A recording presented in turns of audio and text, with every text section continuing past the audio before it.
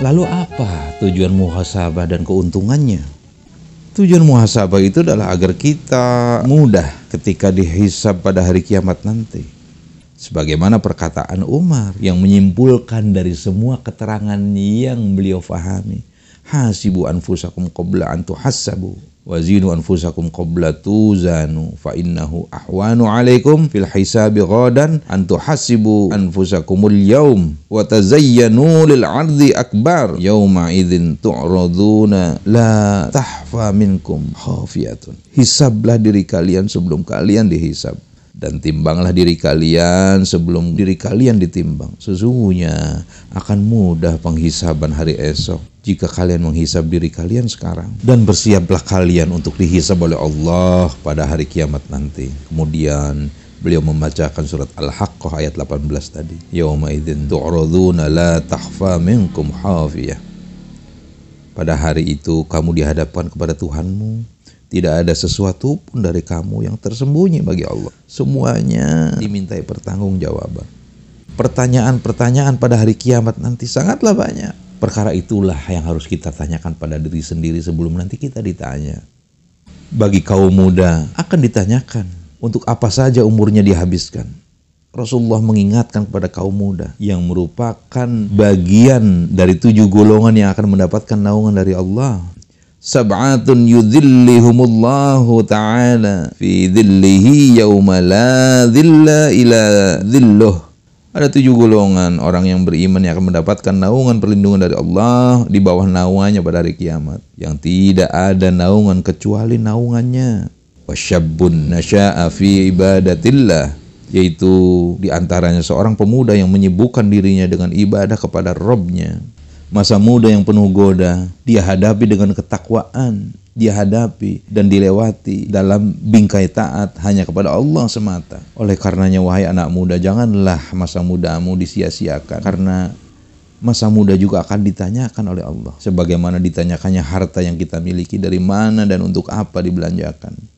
Kalau orang alim saja akan ditanya, bagaimana lagi dengan seorang pebisnis yang banyak urusannya, yang berkaitan dengan persoalan harta. Tentu semuanya akan ditanya di hari kiamat nanti. Tsumma latus'alunna yawma 'idzin 'anin na'im.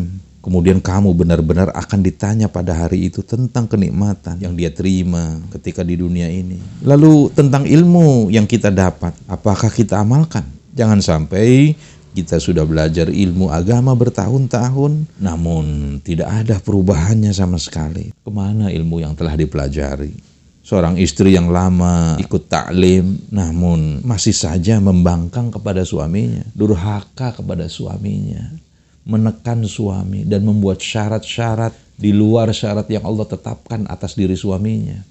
Sungguh ini bukan arah dari amanat ilmu. Lalu seorang suami yang telah belajar agama begitu lama, kok tidak bisa menjadi pembimbing keluarga, tidak lemah lembut kepada istri? Kemanakah ilmu yang dia dapat dari taklim dan perenungannya selama ini? Apakah tidak berbekas? Inilah hal-hal yang terkait dengan pengamalan ilmu. Lalu yang tidak tahu ilmu agama juga akan ditanya, untuk apa saja umurmu?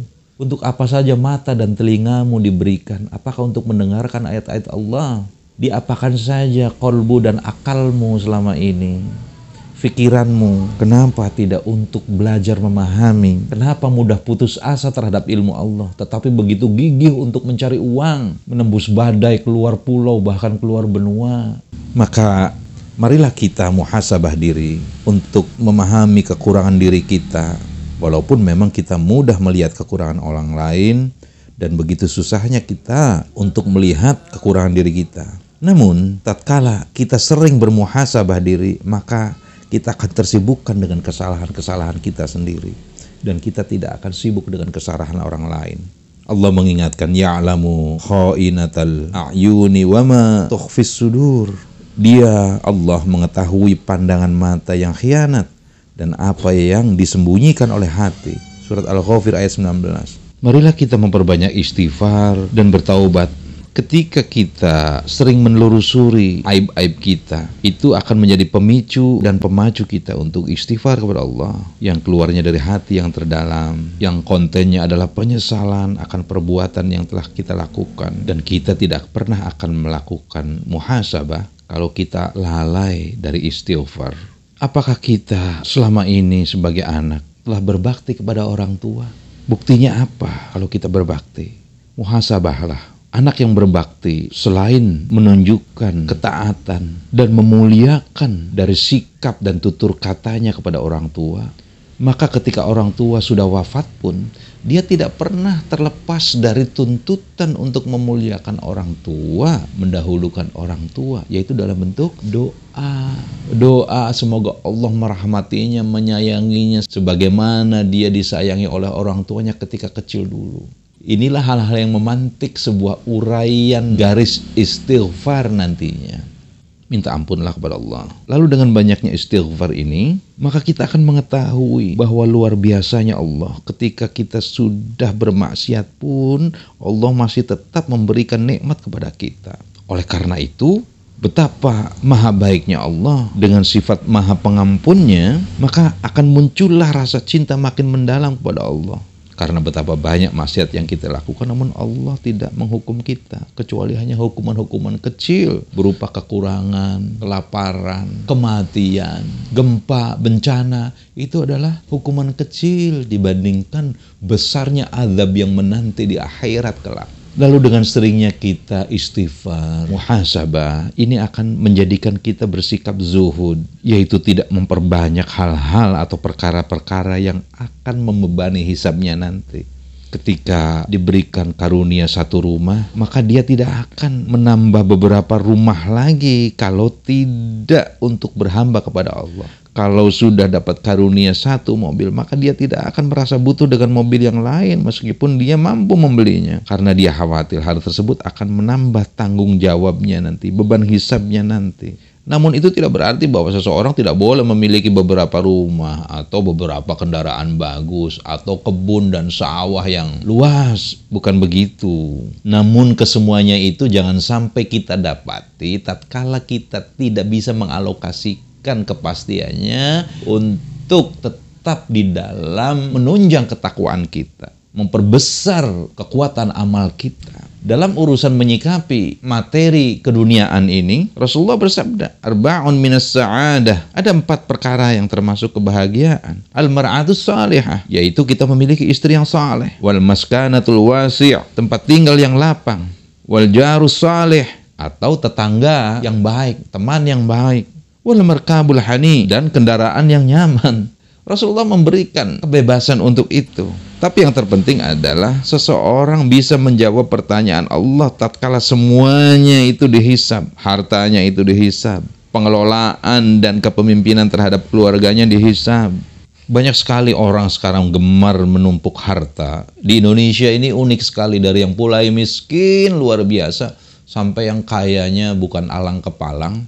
Penyakit yang selalu melekat pada setiap orang yang memiliki kesempatan harta adalah kecemasan mereka akan kemiskinan, takut terkurangi hartanya bila dibelanjakan di jalan Allah. Mereka banyak memiliki harta yang cuma dialokasikan untuk menambah koleksi rumah, koleksi mobil, dan harta benda lainnya, tas-tas mewah. Padahal dia bisa menyalurkannya untuk kemajuan pendidikan umat, menjaga kehormatan umat Islam.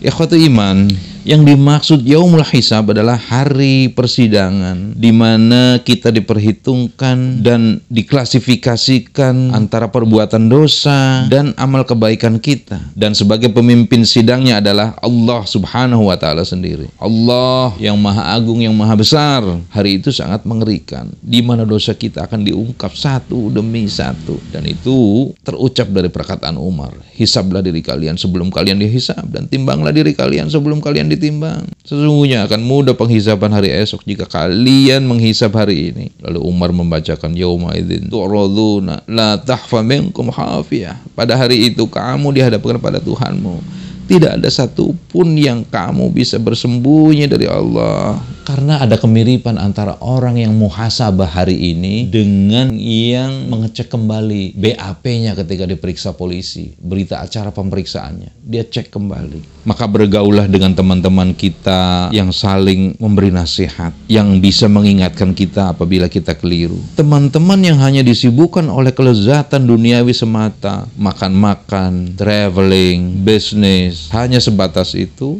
Itu sebagaimana apa yang Allah telah ingatkan. Wailul likulli humazatil lumazah alladzi jama'a ma'ahu wa addada yahsabu anna malahu ahlada kalla la yumbadanna fil hudama. Celakalah bagi setiap pengumpat lagi pencela yang mengumpulkan harta dan menghitung-hitungnya. Dia mengira bahwa hartanya itu dapat mengekalkannya. Sekali-kali tidak. Sesungguhnya dia benar-benar akan dilemparkan ke dalam neraka hutama. Oleh karenanya, sekali lagi berkumpullah dengan teman-teman yang bisa menghidupkan situasi, saling memberi nasihat, saling memberi ilmu tentang Al-Quran dan As-Sunnah. Itulah teman kita. Karena dari situ akan muncul situasi muhasabah. Berikutnya, seringlah kita ziarah kubur. Lihatlah orang-orang yang telah meninggal itu. Mereka tidak bisa lagi beramal sebagaimana kita. Dan kita nanti akan menjadi mereka. Mereka telah berpindah dalam kehidupan yang sesungguhnya. Di mana saat ini kita masih hidup dalam kehidupan yang semu. Kata Rasulullah, kuburan ini menjadi nasihat bagi kita. Zurul kubur, ziarahilah kubur. Fa innaha tudzakirukumul akhirah. Sesungguhnya ia dapat mengingatkan kalian tentang akhirat. Untuk mendapatkan sensasi yang sebenarnya dari muhasabah, maka biasakanlah kita menghadiri majelis ilmu. Hadir di majelis ilmu bisa mengingatkan kita kepada akhirat. Majelis ilmu akan menegur kita atas kesalahan-kesalahan kita. Keunikan dari ilmu itu adalah seperti spiritus ataupun alkohol.